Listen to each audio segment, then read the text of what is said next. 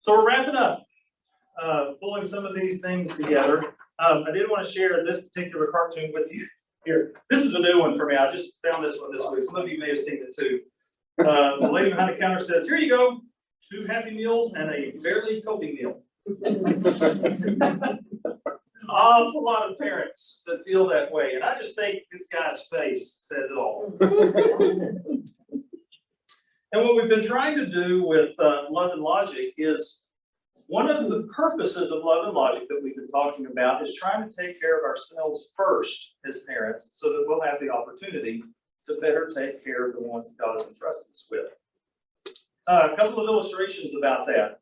We talked about it maybe early on in the series. You get on a plane and they go through all those instructions as you get started, and they talk about those masks that may fall out of the bins above you. And what do they always say?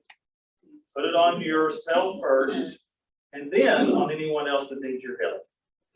That's kind of the way we need to be doing about parenting. Unfortunately, too many of us get caught up in our kids' activities and our kids' needs that we forget to take care of ourselves. And when we do that, it prevents us really giving our kids what they need. And so Love and Logic has kind of helped to remind us and to provide an environment where we can take care of ourselves better. Other example, back in the early part of the last century, so we're looking back early 1900s, who was number one in the house? Papa. Papa was, wasn't he? He ate first, Everybody came later. The dad was the one that got top billing, and good dads watched out for mama. They were the ones that were in charge, and everyone knew it. Kids came last. I figured somewhere along the way, those kids, when they became adults, got used to being last, and so they started putting their kids first. Now, the last half of the 1900s and into the 2000s, who is the most important in the house oftentimes? Kids. And the schedules revolve around the kids. Everything kind of goes around them. Now, which one would you say were healthier families? Early 1900s, later 1900s?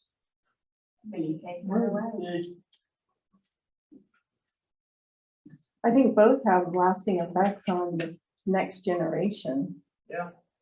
I mean, just like you said, they were put last, so now they felt they were last. Now they're putting their kids first, and what's going to happen when they get older? There's a little cyclical thing going on here. I don't know. It will be interesting to see how that continues. So we've started off with this verse: train a child in the way he should go. When he's old, he will not turn from it. And we mentioned, and I want to emphasize again, parents, I believe, are still the most influential people in their kids' lives. It doesn't matter how old they get. Now, they may not always show it. Peer pressure may become more of an influence in their life, but even if it's unspoken, I really believe that parents become and are still the most influential, because an awful lot of the decisions that they'll make are based on the relationship that they got with their parents. And they shouldn't send them to youth group or to school to have them raise them either. No, because they need that influence of the ones who are closest to them. Now, that influence can be for good or bad. And so we as parents need to make sure that we are doing what we can to be that good influence. It sets the pattern for the rest of the child's life. This idea of starting a child in the way he should go, it's leading a child on the bent for them. That's kind of the language of this passage. It includes both corrective discipline and training for life skills, helping them to learn how to be responsible adults. What we want them to be able to say when they get out of the house is, I recognize this world. We practiced it over and over and over while we were at home. Now I can handle this. Proverbs 20. The righteous man leads a blameless life. Blessed are his children after him. Now, if righteous people are going to bless his children, or she's going to bless her children, it involves both the teaching and the modeling. A lot of what we talked about in here, as you and we'll mention it again here in just a minute.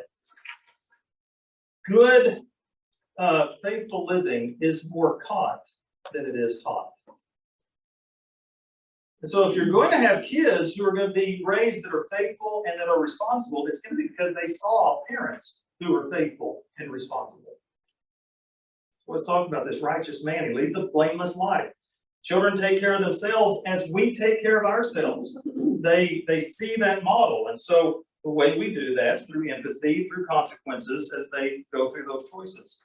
I put Proverbs 20, verse 7 on both of these. So somebody have to look it up and find out it's not Proverbs 20, verse 7 both times.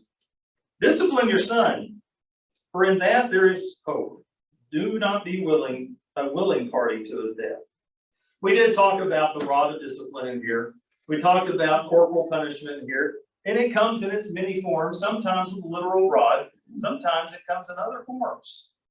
We also did talk about that with love and logic, physical correction is still an appropriate response to certain behaviors, but what we found as parents is we had to use it less frequently.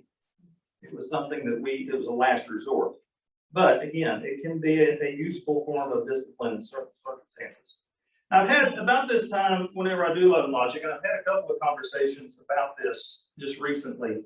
And that is, what happens when you have the defiant child? Okay, I want to ask for hands.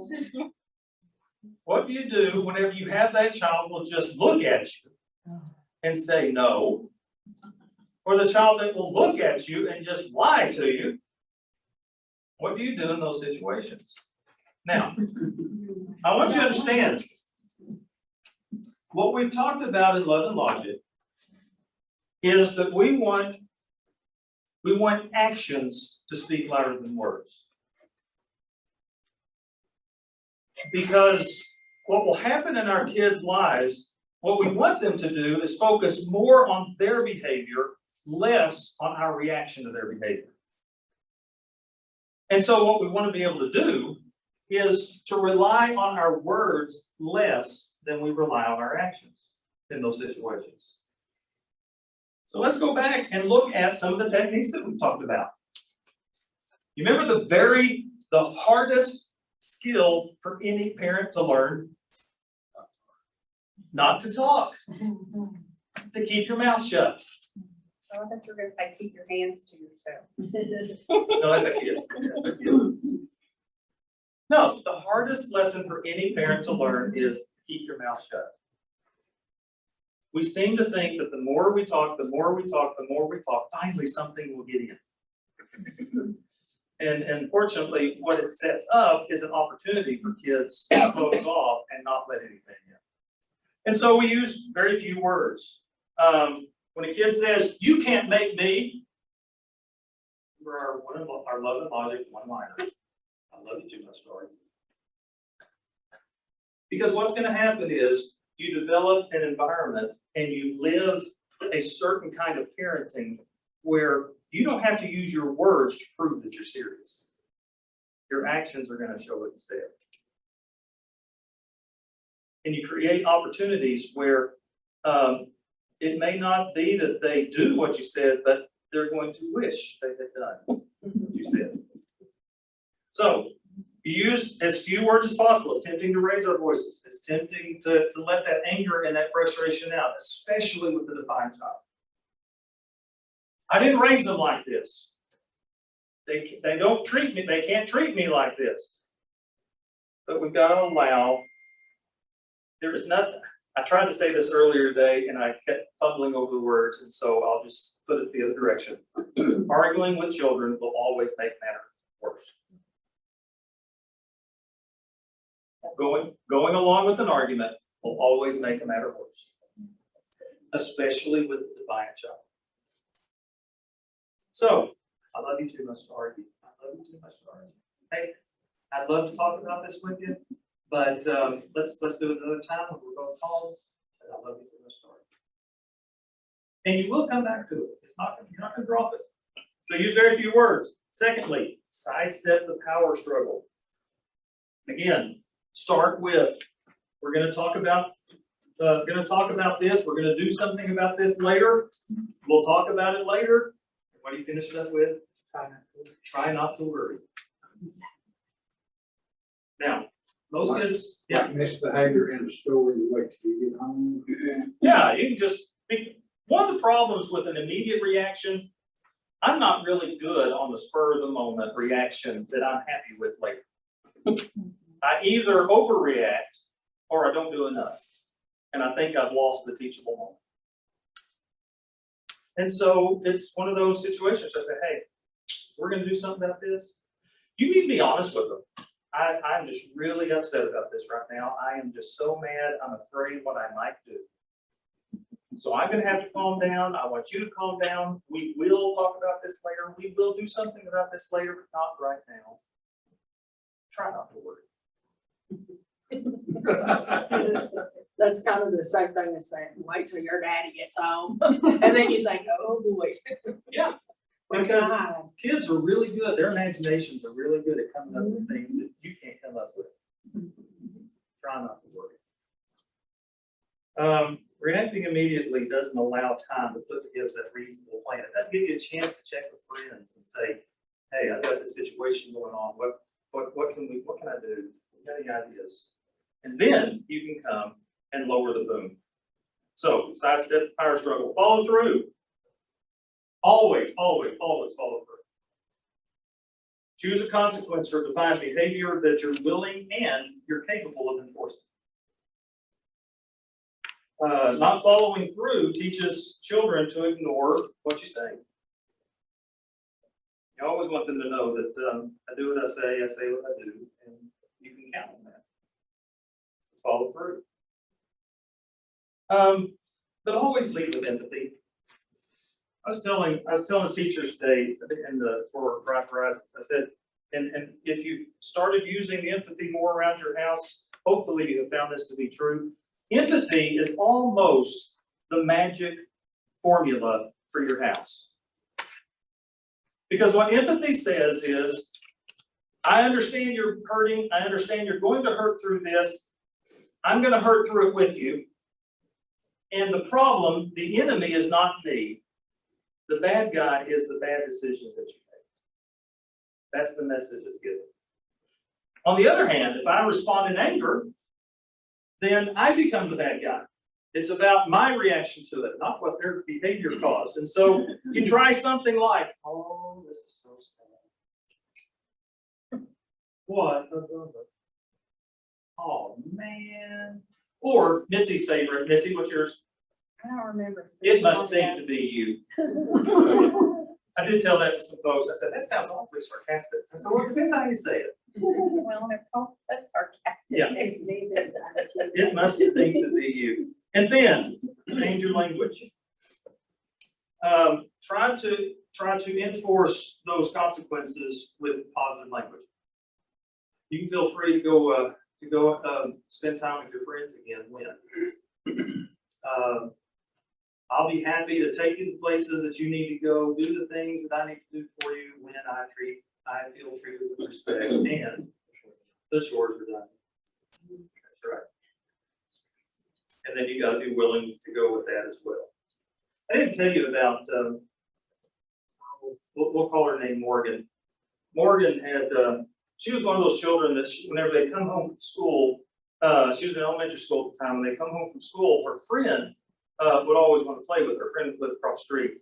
And Morgan, she'd wind up wanting to go play with her friend instead of doing her homework, and her mom and Morgan would get into this argument about getting homework done or going to play with friends and all that stuff. It was just battle, day after day. So they came home one day, and so the mom, she'd been through one of the love and logic classes, and so she decided to try a little bit different. She said, now Morgan, and there's the best friend just standing out in the yard waving, you know, come on, let's play. And she said, okay, Morgan, you got a choice. You can either go play with Morgan for 30 minutes, then come in and do your homework, or you can come in and do your homework, and then you can play with Morgan for as long as you can until supper's ready. Your choice. Mom said, Morgan got out of the car, she called across the street, hey, I'll be right over as soon as I get my homework done. And she went inside the house and got her homework done, and then she went outside to play. No battles. Change the language.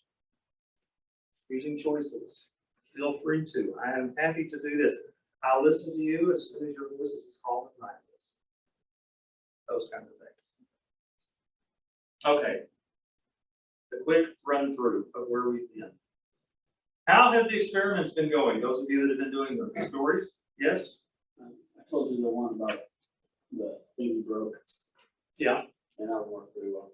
Did it? Yeah, I guess my son broke his toothbrush holder, and it's a match set, and we're about to sell a house, and so I was like, oh, buddy, that's so bad. I was like, well, we have a problem. You know, we need to think of it. So what are you gonna do? He goes, well, he's been working at my mom's house picking up dog mess so she pays him every so often for it. And he's like, I can pay for it, and I'm like, I'm not about to take my 4-year-old son's money. Not yet, at least. It's a no, well, how do we fix it? He's like, well, can you fix it? I'm like, I probably could fix it, but I have a problem. He goes, what's that? That doesn't work for free. And so he paid us back by doing chores around the house. And so he actually like dusted the floorboards and the windowsills and stuff. Yeah, for a 4-year-old, he did it. I mean, he did a 4-year-old job. It wasn't perfect, but still, it was better, you know, than I felt like I was going to do it. Wow. And so we're pretty good. And I was able to fix the toothbrush holders enough to show the house. That's great. Well done.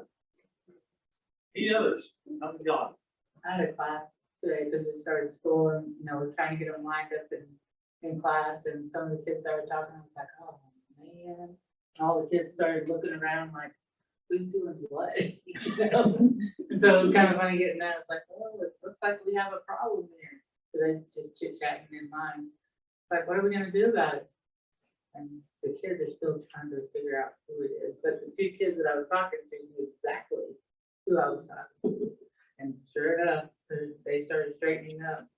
And I was like, okay, well, we'll have to talk about this later and practice our expectations, just so you can make sure that you can learn how to follow them. So, I mean, and it just came out, and I was like, I just love, I just, you know, and empathy. How did that happen? I know, I was like, But what's funny is this is first day of school and they picked up on it real quick. yeah. I think that is true to give them choices a lot of times, especially with, well, I don't know, but with little ones like Blake's little boy will be 3 in December. He talks real grown up and says things that just tickle me, that he'll say, so lately he hasn't been wanting to take a bath. And I mean, he's almost 3, and so they've been, you know, kind of arguing with me, and they'll say, you know, let's go take a bath, Jack, and there's time to take a bath, and he's like, no, I'm good. And so anyway, the last couple of times that I've been over there, when it was time for him to take his bath after dinner, I said, you know, I made it a game, and I said, Jackson, let's surprise mom and daddy and go take a bath. And then you can pick out your own jammies and your own underwear. And because he's in big boy underwear, and he liked that, so he went right in there and got what he's gonna get and jumped in that bathtub, you know, and he didn't argue at all. So, I mean, and part of it may be because it's, you know, he's arguing with them, I don't know, but anyway, I noticed giving him choices, I mean, it's working, so. We had one mom, she told me that her 5-year-old, she had told him, okay, you got 2 choices. Would you like to go take your shower now? Or would you like to, I'm trying to remember what the other one was, or would you like to finish this program you're watching and then take your shower? And he looked at her and said, no, Mama, I have 5 choices. And I said, what? Yeah, I have 5 choices. And she said, well, which ones are those? See if I remember what they were. It says, I can go take a shower now. I can finish my TV show now. I can go play with my dinosaurs now. I could go, he came up with all these other choices. He says, what were my choices? He went and took a shower. So, I'm also sometimes setting a timer. Setting a timer works. that time just goes off. Yeah. Yeah, because like when he's in our house, he'll keep wanting to watch a movie or, you know, watch cartoons or play or something. And I'll say, okay, but 15 more minutes, well, he doesn't know what 15 minutes is. So I mean, I can set the timer for 10, but I don't, I set it for 15. And then, no, I don't like to, I set it for 15, and then when the timer goes off, he grabs his blanket and his water cup and off he goes. Yeah, next time I teach love and logic, I want you in there. No. Here's the story. All right, I wanted to tell you about the Howard hamster hullabaloo tonight. The only reason I came. That's it? Okay, I'll try to make it good then. The Howard hamster hullabaloo happened back in the year 2002. Lori was 6. Hi, Lori. She's going, I don't remember this. Yeah, she was there. Matthew was 9 and Kayla was 11. So we've got a kindergartner, a second grader, and a 5th grader. Third and sixth. Sixth was in elementary. Yeah, somewhere in there. You get kind of the range that they're in. So, and this was not long after we started, Angela and I started learning love and logic. And so we were still kind of experimenting with some of the different things. And we lived just down a couple of blocks away from Hardwick Elementary, where our kids went to school.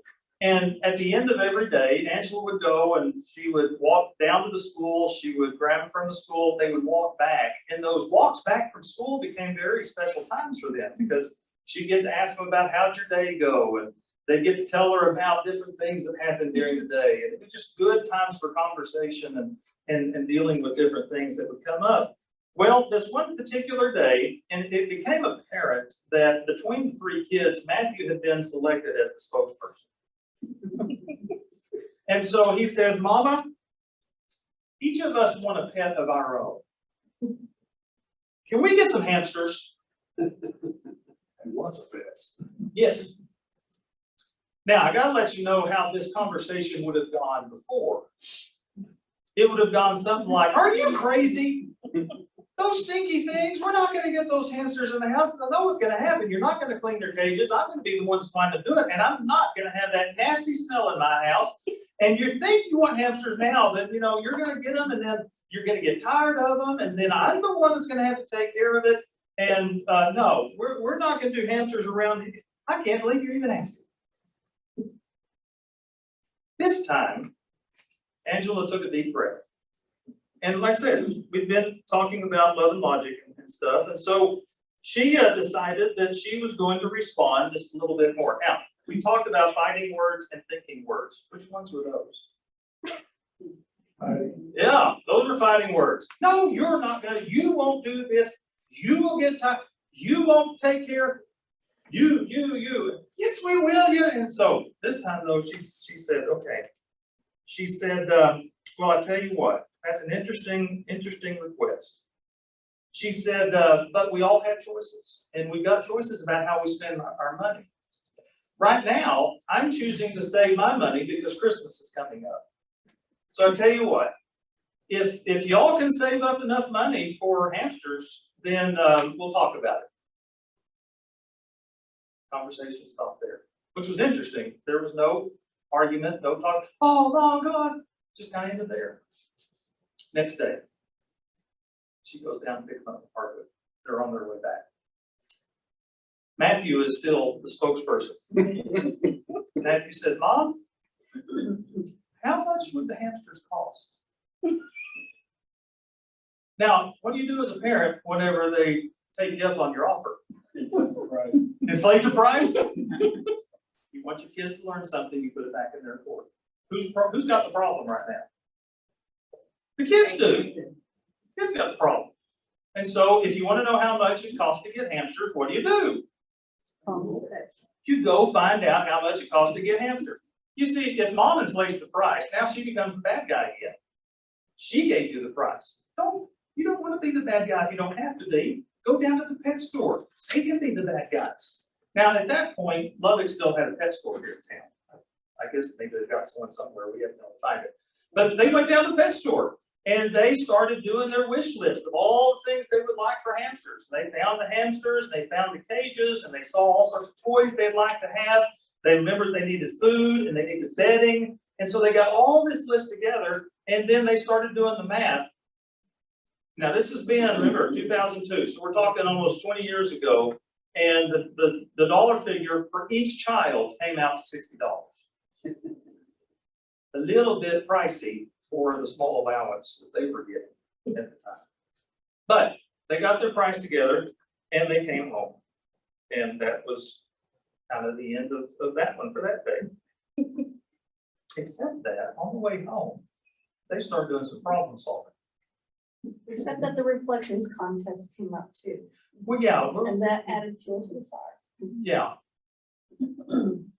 The reflections contest. Yeah, the reflections contest where they used their gifts. Well, we're getting there. I'm just saying that added. Yeah, we're getting there. That's the fun thing about telling stories. Problem is, I don't tell them quite right. And Angela knows that, so she wants to save me my embarrassment, but that's all right. She does remind me from time to time, you forgot this very important part of the story. So they're on the way home. And they quickly figured out, well, $60 is quite a bit. So they start talking about it. They're doing the problem solving. Because remember, if the other one's got the problem, let them do the problem solving. What are you going to do about it? Would you like some ideas? Except this time, they came up with their own ideas. Well, I guess we really wouldn't have to have all the toys that we want right now. So that would take some of the price down. And then they realized, there's 3 of us. And so if we would share some, then like the food and the bedding would only cost us like $1 each instead of $3 each. And so they're coming up with all these different options about how much it would cost to be able to do that. Well, next day came around. And Matthew's still the spokesperson. He said, Mama, do you think I could do some extra chores around the house to earn some money for my hamster? Okay, our house was like yours. You mentioned chores and the kids pass out. All of a sudden, he's asking, could I do some chores? And so Angela said, well, how much do you think you ought to get paid for doing some of the chores? And he said, I think $1 an hour. And so Angela, being a good, loving, logic mom, says, really? You think $1 an hour would be fair? He says, yeah, I think that'd be fair. So there he goes. He starts doing chores around the house. He started earning his $1 an hour. Unfortunately, he finally figured out that chores weren't just a whole lot of fun. And so the other kids, they weren't really big into doing the chores for just $1 an hour either. And so they're still in problem solving mode. So he comes up one day and he says, there's got to be another way to earn money. He says, I know. He says, I'm a pretty good artist. I can draw pictures. Oh, he's actually second grade. He was second grade, yeah. Yeah, He was 9. He's 9 at this point. And he says, yeah, I can draw pictures. And she said, well, that's interesting. Do you know how much you're going to sell them for and how you're going to sell them? He said, I don't really know how I'm going to sell them, but I know how much. I'm going to charge $12 a picture. So it's all one. It's going federal. Okay, I'm gonna step in here and tell some of the story. Actually, he said, because at the time I really liked Thomas Kincaid pictures, and he said, how much does he get for his picture? And I said, a lot of money. He said, I think mine are that good. She tried to talk him down. He said, $12, you really think that's a fair price? I said, well, how much of that guy, that Thomas Kincaid guy, how much does he get? Well, mine are as good as his. I think $12 is fair. And so I says, okay, $12 it is. Now, you understand, remember, it's okay to hope your kids fail. Because what happens when they fail? It's a learning. It's an SLO, significant learning opportunity. And we are hoping and praying that no one will buy a picture for $12. They have great parents. Yeah. Somebody bought it. And they got aunts and uncles too. Well, he went to his room and he started drawing pictures. He drew a picture of the hamster he was hoping to get. He drew a picture of a bird. I know. He's not bad. At 18 months, he's drawing pictures of bugs. And they're all dead. Do you know how we knew they were dead? because all of them were drawn with their feet up in the air. Yeah, so he starts drawing these pictures, and not only does he draw individual portraits of different things, still lifes, live things, usually it's something live, but he also decided to start a series of pictures. He called them the Scrungy Dog series. These are two of the illustrations here. What you gotta understand, pretty creative, because you got the Scrungy Dog, this is the original Scrungy Dog picture in the frame, as you can see. This one, he's sitting on his knees looking down at the Scrungy Dog. Or the dog's laying on his back. And he's laying on his back playing. He's And not so he's even- playing with Scrungy He's Dog. not even here to defend himself, Dewey. No, he isn't. That's not gonna tell the story. So, we decided, okay, we'll help him figure out how to sell it. So he gets emails out, he gets letters out, he makes phone calls. He does different things to get the word out about You're so these. sexy. Do what? You're so fancy. See what? Banksy. Banksy? You never know. Well, wouldn't you know it, is one of his aunts and uncles calls him. Not all, they are so impressed with his entrepreneurial spirit that not only do they want to buy one, but they want to know how much he'll charge for two. Signed, autograph. Autograph, yes, they had to be signed, autographed portraits, painting, not paintings. He wasn't gonna make them color, he's gonna be pencil sketches. Because he didn't like coloring, he just liked the drawing. And so they said, how much for two? He said, well, one for 12, two for 24.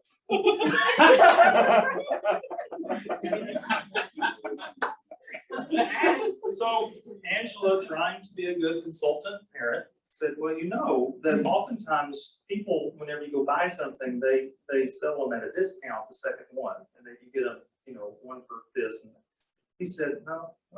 He finally agreed, okay, one for 12, two for 18.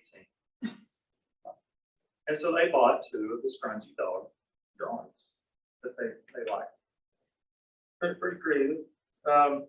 He started selling them.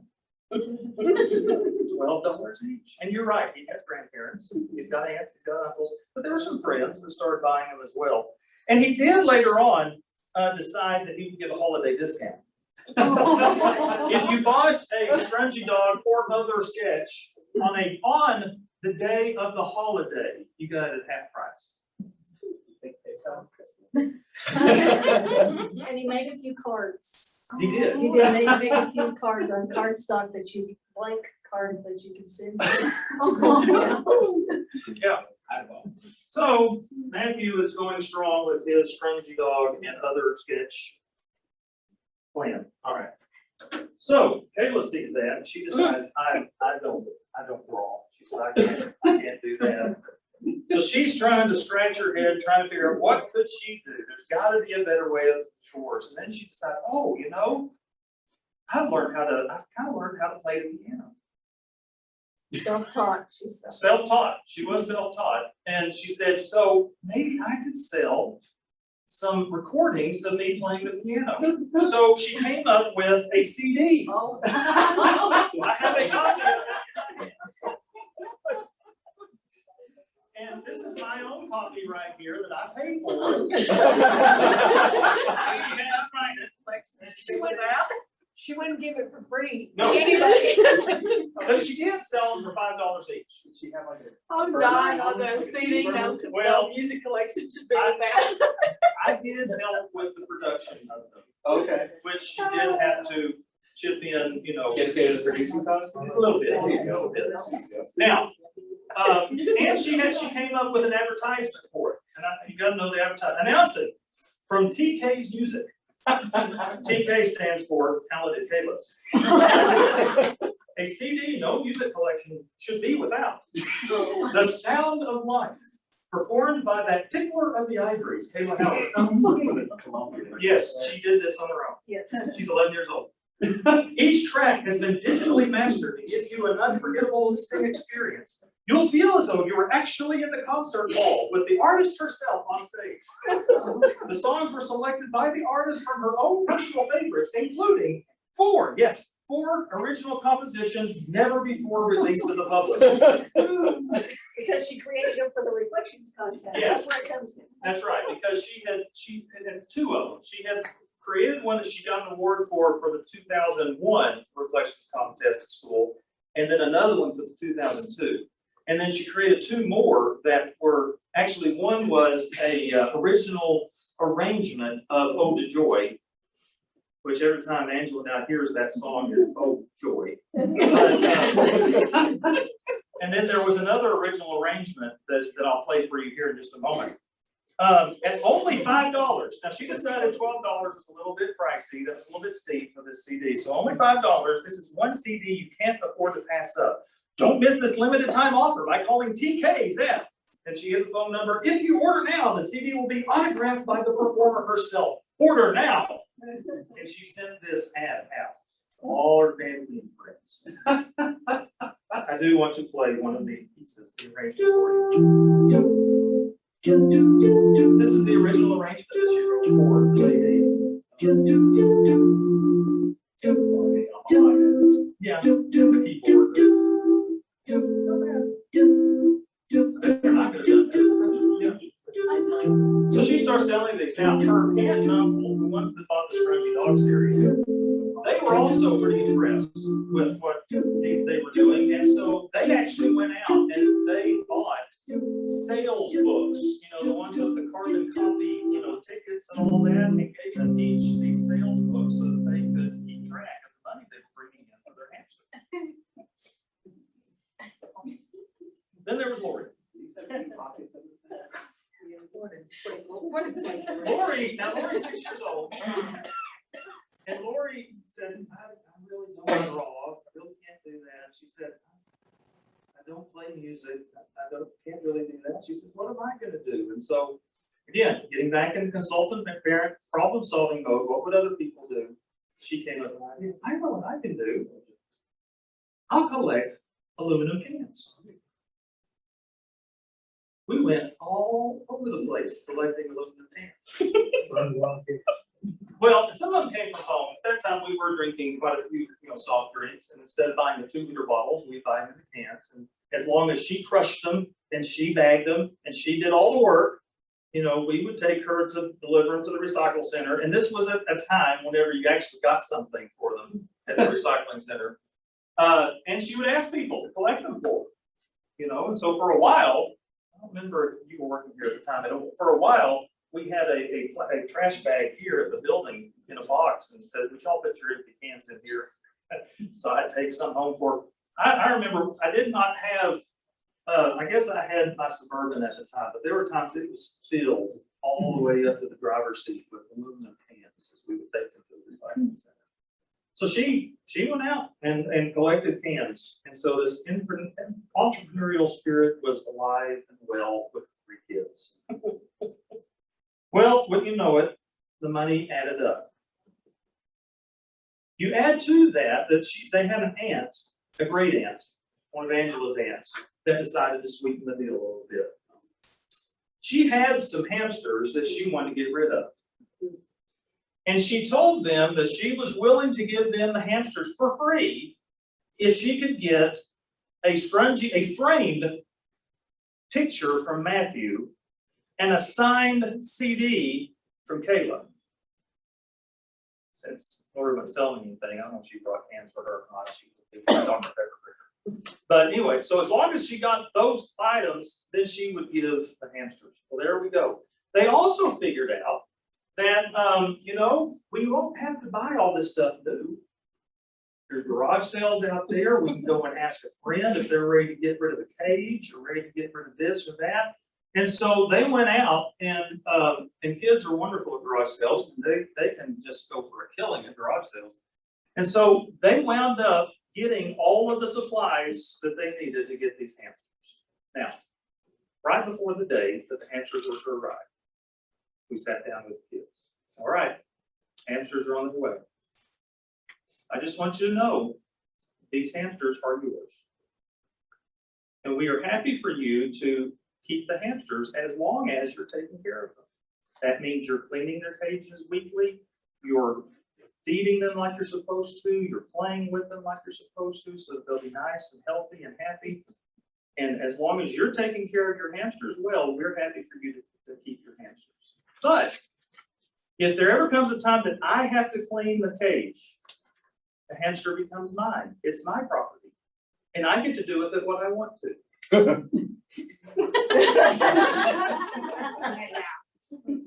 And they knew what I wanted to do with Well, we had some neighborhood cats. Too late. It was too late. I would have just had to figure something else out. So here come the hamsters. Now, remember, we said, yes, you may have a hamster. Angela's aunt brings 8. Oh. 8 hamsters. Oh, Mom, can we keep them? No, what did we say? 1 each. Oh, but I love you too much to argue. But we want to keep. I love you too much to argue. But look at those hamsters. I love you too much to argue. So there were 8.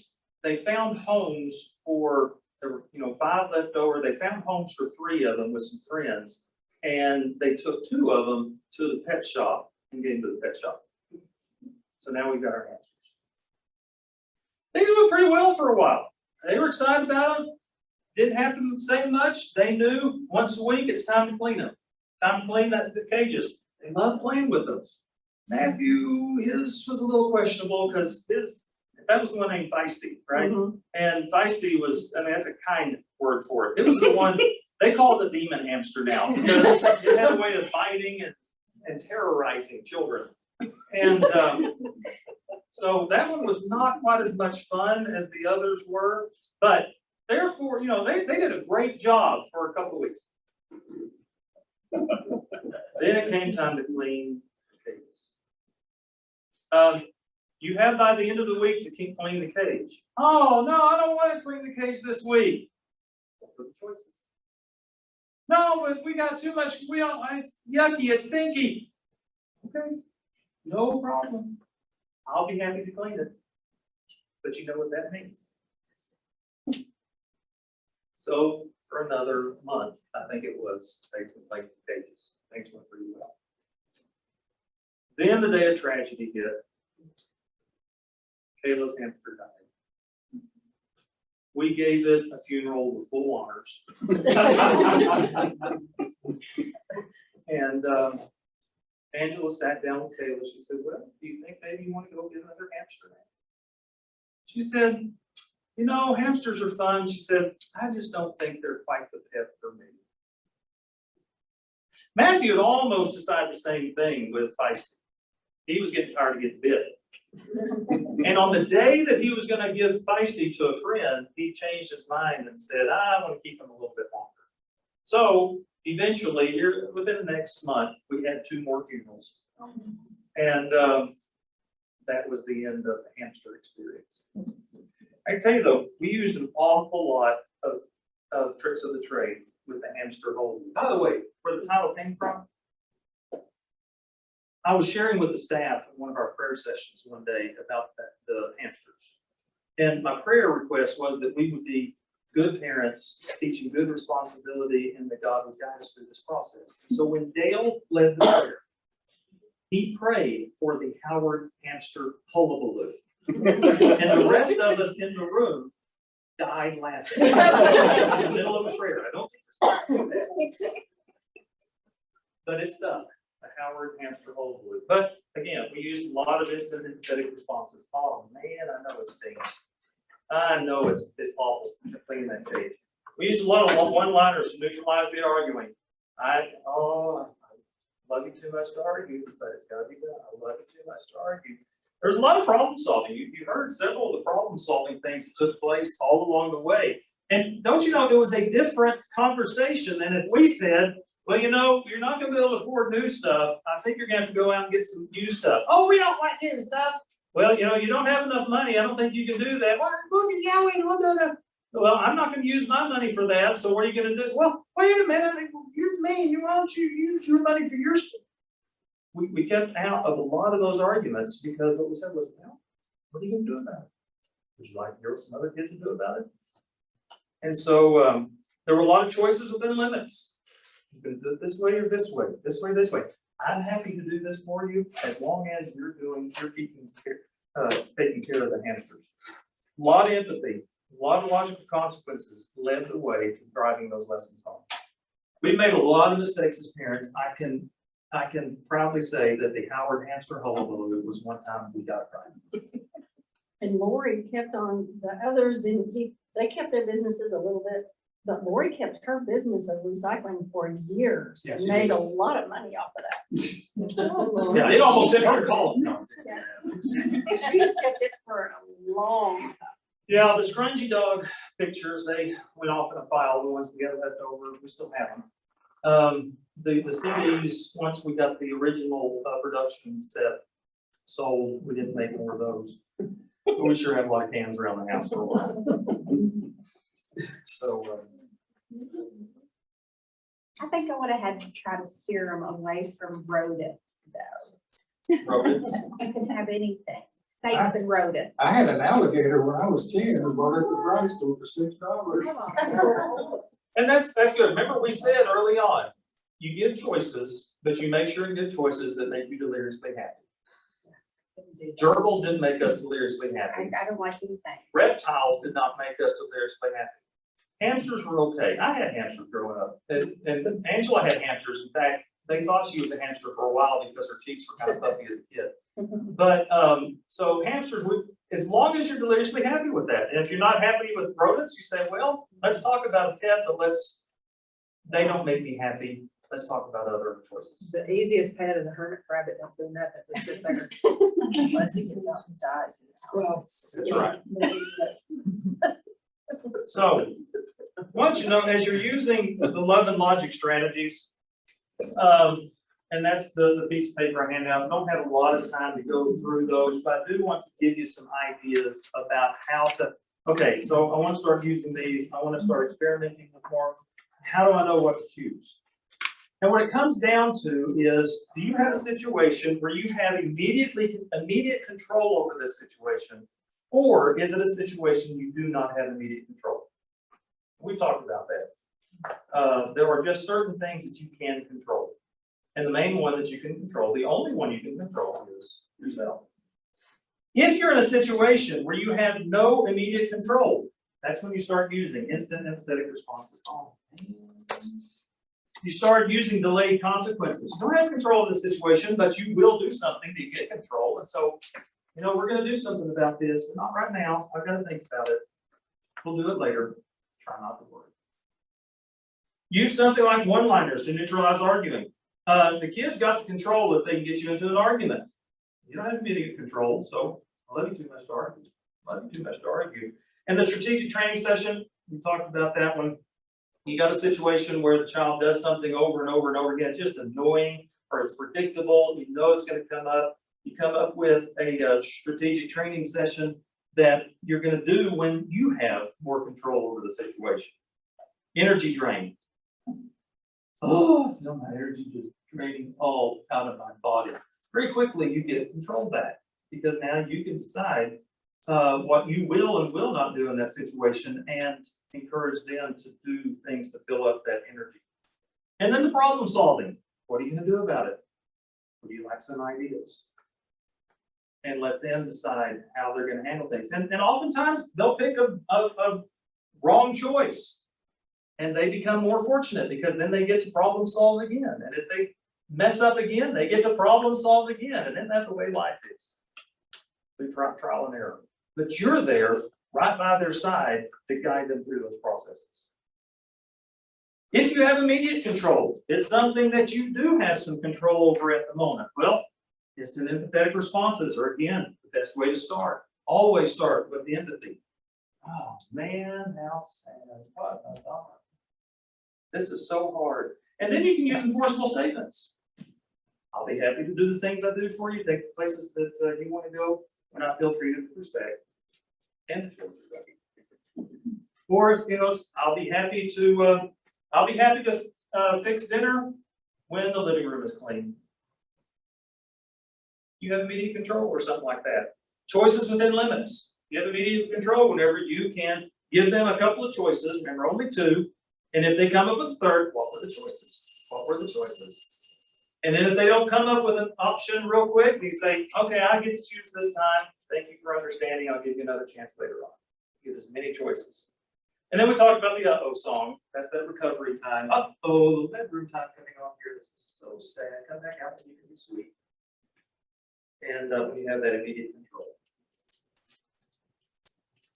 Again, parenting is intended to be fun, so keep experimenting. Work on one behavior at a time. If you're gonna experiment, don't try to work on attitudes, don't try to work on character. Those things come as you work on behaviors and as they work through the problem solving and they work through the difficulties of consequences and things like that. What you want to work on is pick a behavior and just don't try to do the whole smear of them. Pick one behavior at a time and apply one of these techniques we talked about. Work on simple ones first. Give yourself some practice. Work your way up to the ones that are more difficult. And then relying on your faith family. You're not doing this alone. Call a friend. Find out what other people would do. If you're not sure how love and logic applies to this situation, give me a call, give Angela a call, give another parent a call that's love and logic. Say, hey, what can I do in this situation? And get some ideas. Above all, pray that God will use your parenting to raise good, faithful, responsible kids. And like I said, by the way, it does work on adult children. And it also works on spouses. Not as well, they're also love and logic spouses. Like I said earlier, Angela turns to me and says, love and logic me. I'm gonna tell Betty tonight, I love you too much, sorry. Yes, see how it works. It also works on bosses, except I would change the lingo, not, I love you too much to argue, to I respect you too much to argue. Oh, I don't have to work. Or I respect myself too much to argue. All right, thank you. Appreciate the time we spent together and enjoy your parenting.